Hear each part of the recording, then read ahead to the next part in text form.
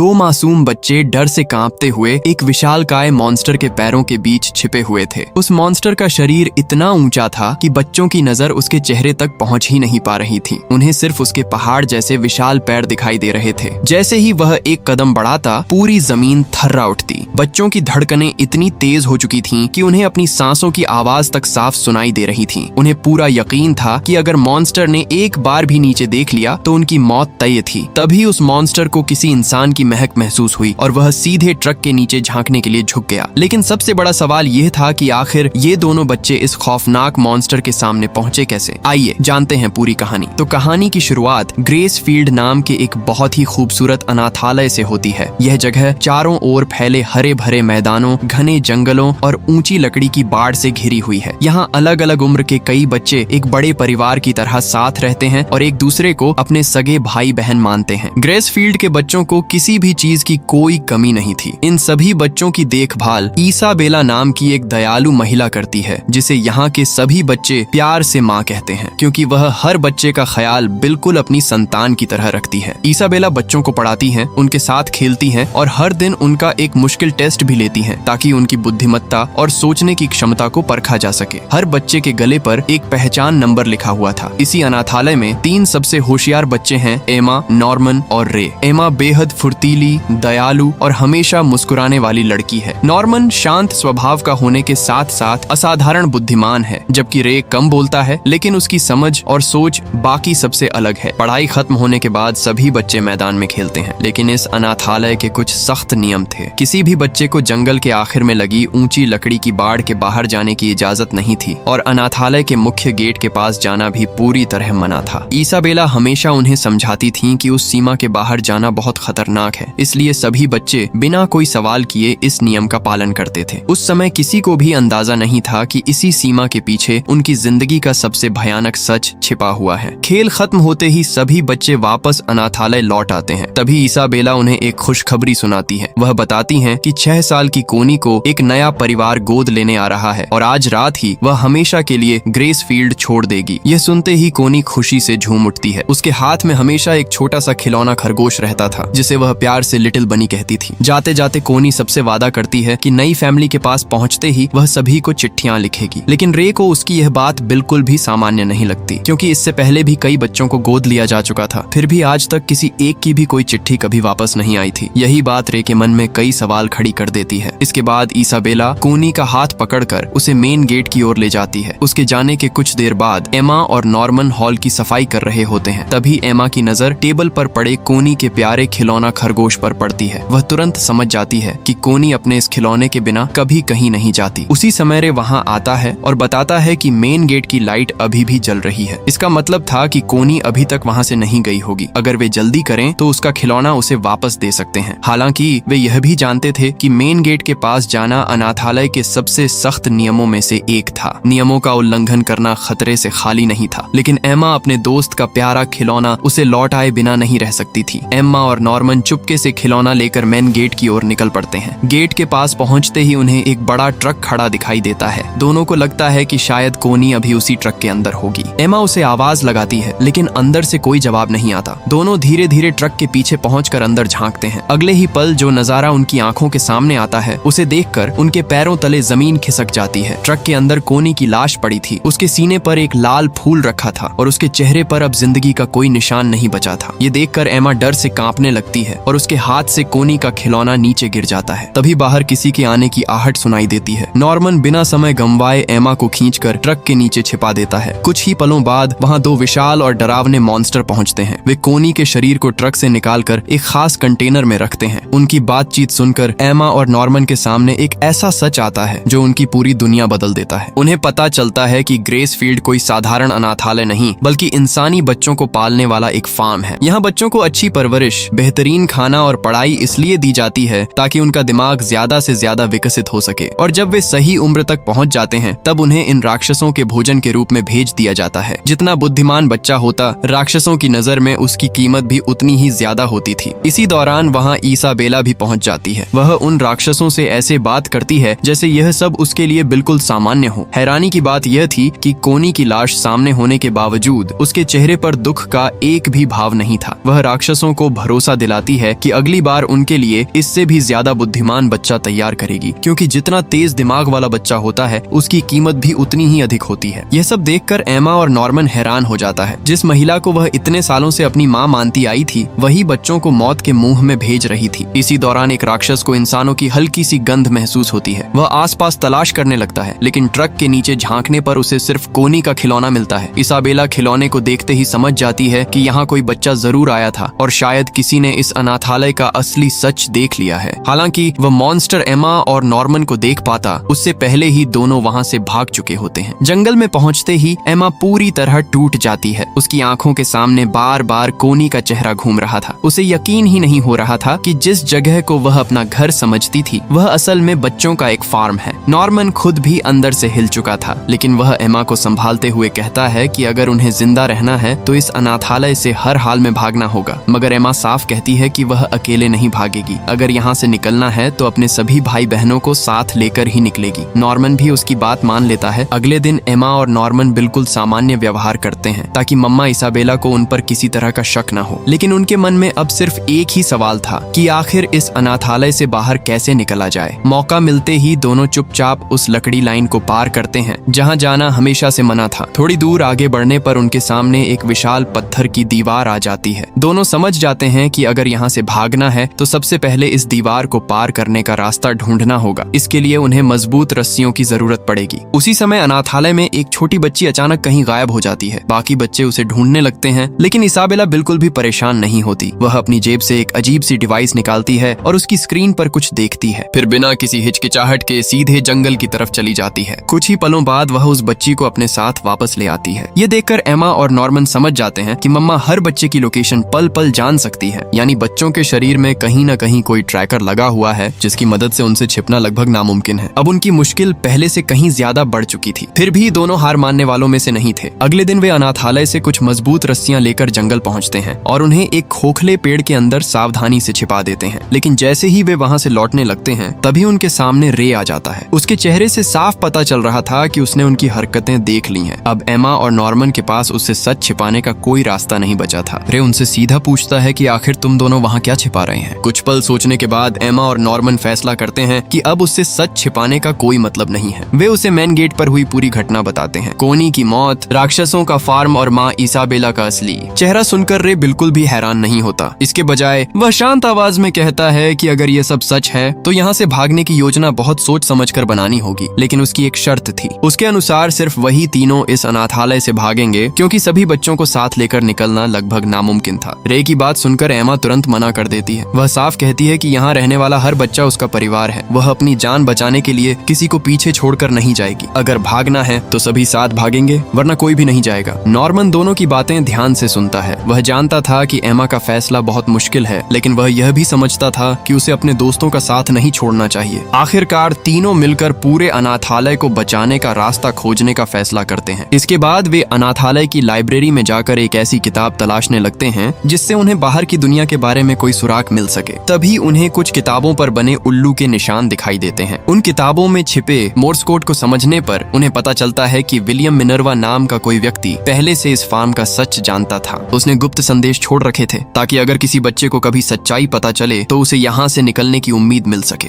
इसी दौरान इसाबेला अनाथालय में एक नई सहायक को लेकर आती है जिसका नाम सिस्टर क्रोन था। उसका व्यवहार बाकी लोगों से बिल्कुल अलग था और उसे देखते ही एमा, नॉर्मन और रे समझ जाते हैं कि अब उन पर पहले से भी ज्यादा निगरानी रखी जाएगी। एमा एक नई योजना बनाती है। वह सभी बच्चों को रोज खेल खिलाने का सुझाव देती है। बाहर से देखने पर यह सिर्फ एक साधारण खेल लगता था, लेकिन असल में वह बच्चों को छिपना, तेजी से दौड़ना और मुश्किल हालात में खुद को संभालना सिखा रही थी, ताकि सही समय आने पर वे बिना घबराए भाग सकें। कुछ ही दिनों में सिस्टर क्रोन को भी एहसास हो जाता है कि अनाथालय के कुछ बच्चों को इस जगह का असली सच पता चल चुका है। उधर इसाबेला उसे साफ शब्दों में चेतावनी देती है कि वह इस मामले में ज्यादा दखल न दे, क्योंकि सब कुछ उसके नियंत्रण में है। लेकिन नॉर्मन को एक और बात परेशान कर रही थी। उन्हें जितनी भी गुप्त योजनाएं बनानी पड़ती थीं, उनकी खबर किसी न किसी तरह पहले ही मम्मा तक पहुंच जाती थी। इसका मतलब साफ था कि उनके बीच कोई ऐसा था जो उनकी हर गतिविधि की जानकारी इसाबेला को दे रहा था। सच्चाई जानने के लिए नॉर्मन एक चाल चलता है, वह डॉन और गिल्डा को भी पूरा सच बता देता है और उनकी मदद से एक छोटा सा जाल बिछाता है। योजना के मुताबिक अलग अलग लोगों को अलग अलग जानकारी दी जाती है ताकि पता चल सके कि आखिर खबर बाहर कौन पहुंचा रहा है। जब नॉर्मन उस योजना का नतीजा देखता है तो उसे पूरा यकीन हो जाता है कि उनके बीच छिपा हुआ जासूस कोई और नहीं बल्कि रे है। नॉर्मन उसकी तरफ देखकर कहता है कि असली जासूस तुम हो। रे चुप हो जाता है और सच स्वीकार कर लेता है। रे बताता है कि मुझे ये सब पहले से पता था और खुद को जिंदा रखने के लिए उसने इसाबेला से सौदा किया था। वो उसके लिए जासूसी करेगा और बदले में इसाबेला उसके अडॉप्शन का टाइम बढ़ाएगी। रे कहता है कि मैं यहाँ से अकेले नहीं भाग सकता था, मुझे तुम दोनों की जरूरत थी, इसीलिए मैंने जानबूझकर कोनी का टेडी टेबल पर छोड़ा था और तुम्हें हिंट दिया था। एमा कहती है कि भले ही तुमने गलत किया लेकिन हम आज भी तुम पर भरोसा करते हैं। दोनों रे को टीम से निकालने के बजाय उसे डबल स्पाई बना देते हैं। इसके बाद रे उन्हें अपने कमरे में फर्श के नीचे बने सीक्रेट होल में छिपाई हुई चीजें दिखाता है, जैसे तेल के कैन और एक खास गैजेट जो उसने खुद बनाया था। ये गैजेट बच्चों के शरीर में लगे ट्रैकर के सिग्नल को पूरी तरह ब्लॉक कर सकता था। शाम को रे इसाबेला का ध्यान भटकाने के लिए उसे झूठ बोलता है, लेकिन इसाबेला रे को बता देती है कि नियम के मुताबिक कुछ ही महीनों बाद तुम्हें भी अडॉप्ट कर लिया जाएगा, यानी अब रे की मौत का समय भी तय हो चुका था। ये सुनकर रे अंदर से पूरी तरह हिल जाता है, लेकिन वह अपने चेहरे पर डर नहीं आने देता। अगले दिन पांचों बच्चे विशाल दीवार के पास रस्सी का टेस्ट करने जाते हैं, लेकिन वहाँ सिस्टर क्रोन आ जाती है और उन्हें पकड़ लेती है। बच्चों को लगता है कि खेल खत्म हो गया, लेकिन क्रोन कुछ ऐसा कहती है जिसकी उम्मीद किसी को नहीं थी। वो कहती है कि डरो मत, मैं इसाबेला को कुछ नहीं बताऊंगी, मैं खुद तुम्हारी मदद करना चाहती हूँ। क्रोन अपनी कॉलर हटाकर एक निशान दिखाती है और बताती है कि उसके अंदर एक सीक्रेट चिप लगी है। अगर कोई बच्चा उसकी सिक्योरिटी से भाग जाए या वो इसाबेला के खिलाफ जाए तो हेड क्वार्टर वाले उसे करंट देकर मार डालेंगे। उसी रात सभी पांचों बच्चे क्रोन के कमरे में जाते हैं। वहाँ क्रोन उन्हें इस दुनिया का असली इतिहास सुनाती है। वो बताती है कि आज से 1000 साल पहले इंसानों और मॉन्स्टर के बीच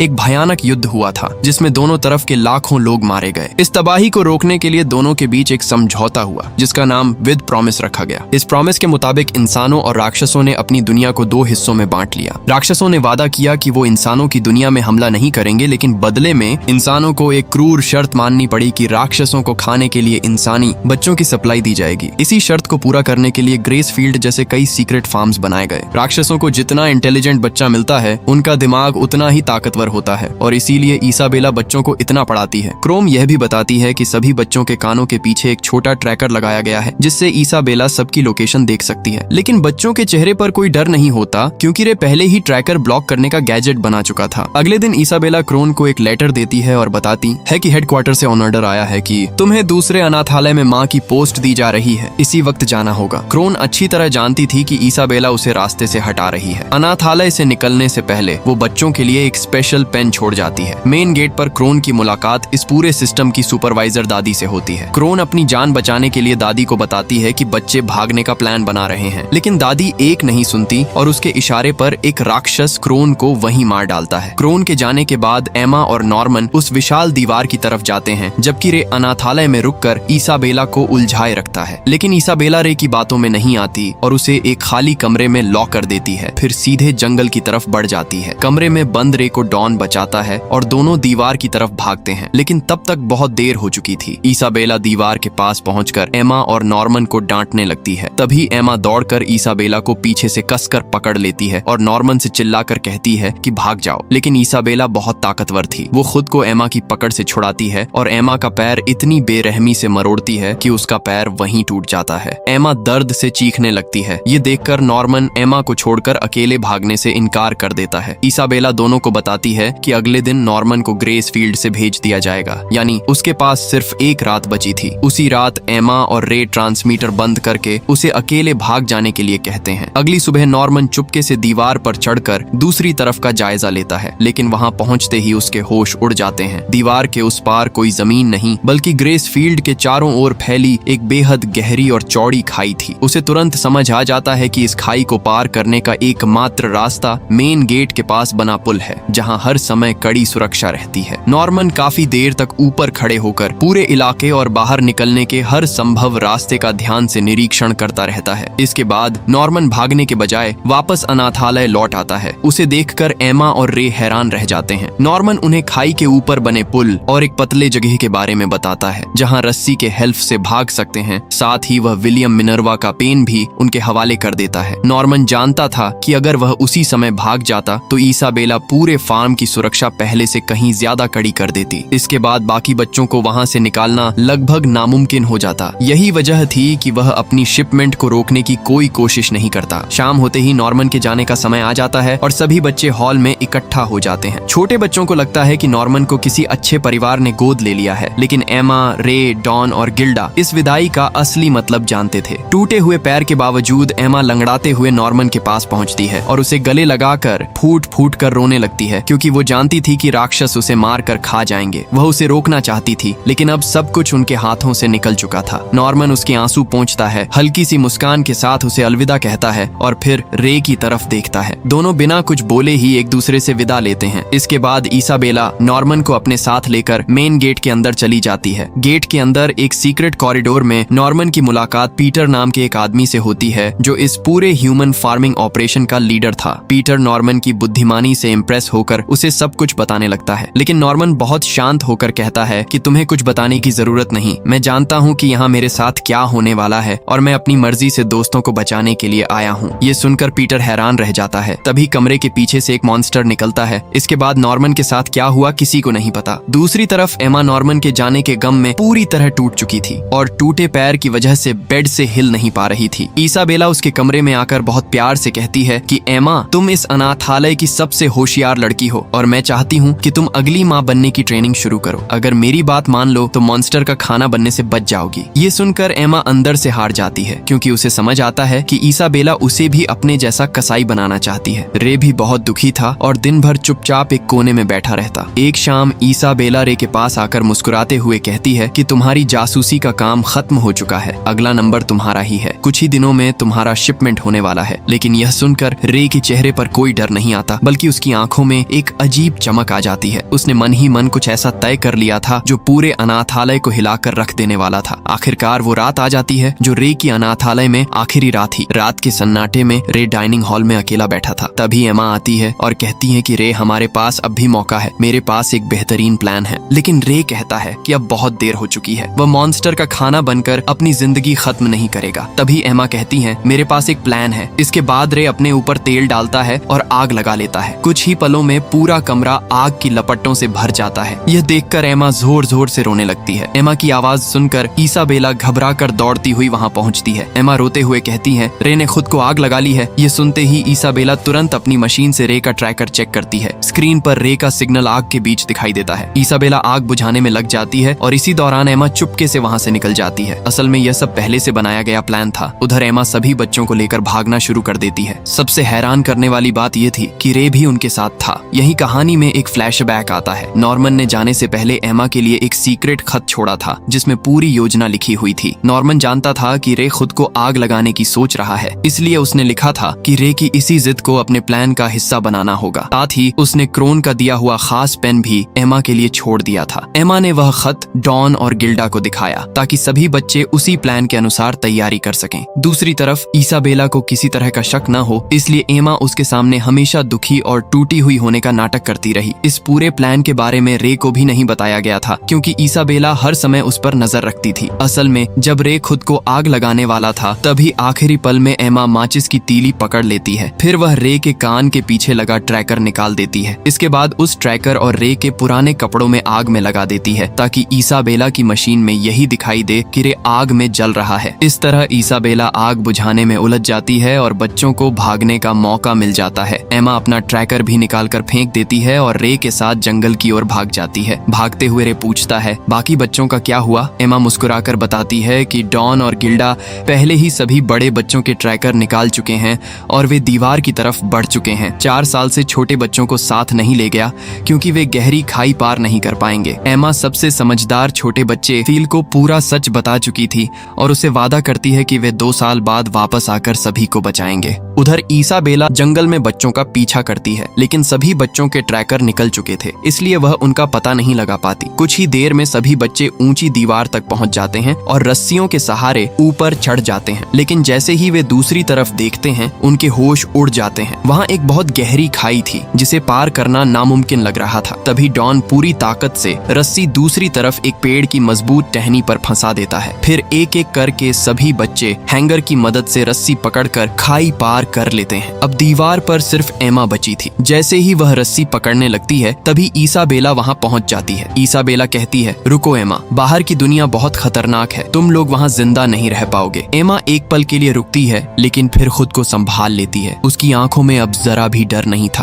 तब इसाबेला अपनी पूरी कहानी बताती है। वह कहती है कि वह भी कभी एमा की तरह एक मासूम लड़की थी और भी यहाँ उसने भी इस जगह से भागने की कोशिश की थी, लेकिन इस दीवार तक पहुंचकर उसे समझ आ गया कि यहाँ से निकलना नामुमकिन है। कुछ साल बाद जब मेरा बच्चा पैदा हुआ तो वह मारा हुआ पैदा था। इसके बाद उसने इस अनाथालय की माँ बनकर बच्चों को अच्छी जिंदगी देने का फैसला किया। वह यह भी बताती है कि जब भी किसी बच्चे को डेमंस के हवाले किया जाता था उसे बहुत दुख होता था, लेकिन वह यह सब इंसानों को बचाने के लिए करती रही। फिर वह एमा से कहती है, तुम मेरी सबसे पसंदीदा बच्ची हो, लेकिन अगर तुमने भागने की कोशिश की तो मैं यह रस्सी काट दूंगी। एमा मुस्कुराकर जवाब देती है, माँ मुझे आप पर पूरा भरोसा है, आप ऐसा कभी नहीं करेंगी। इतना कहकर एमा रस्सी के सहारे दूसरी तरफ बढ़ने लगती है। इसाबेला चाकू निकालती है। एक पल के लिए लगता है कि वह सचमुच रस्सी काट देगी, लेकिन अगले ही पल उसका हाथ रुक जाता है। वह रस्सी नहीं काटती। इसाबेला दीवार पर खड़ी बच्चों को दूर जाते हुए देखती रहती है। तभी उसे याद आता है कि रे अक्सर वही लोरी गुनगुनाता था जिसे वह अपनी प्रेगनेंसी के समय गाया करती थी। तभी उसे एहसास होता है कि रे ही उसका खोया हुआ बेटा था। इसाबेला के चेहरे पर हल्की सी मुस्कान आ जाती है। वह धीरे से कहती है, जाओ बच्चों, अपनी जिंदगी खुलकर जीना और हमेशा खुश रहना। इसके बाद वह अनाथालय लौट जाती है और वहाँ बचे छोटे बच्चों को गले लगा लेती है। सुबह की पहली किरण के साथ सभी बच्चे जंगल पार करके एक खुली और खूबसूरत जगह पर पहुंच जाते हैं। एमा अपनी जेब से नॉर्मन का दिया हुआ सीक्रेट पेन निकालती है। जैसे ही वह उसका बटन दबाती है उसमें से एक होलोग्राम उल्लू दिखाई देता है जो उन्हें शहर की ओर जाने का रास्ता दिखाने लगता है। उधर इसाबेला पीटर और दादी से मिलने जाती है। वह बच्चों के भागने की पूरी जिम्मेदारी अपने ऊपर ले लेती है। सजा के तौर पर पीटर उसे एक मॉन्स्टर के हवाले कर देता है। इसी के साथ ये फिल्म यहीं खत्म होती है। अगर ये स्टोरी अच्छा लगा तो वीडियो को लाइक जरूर करना।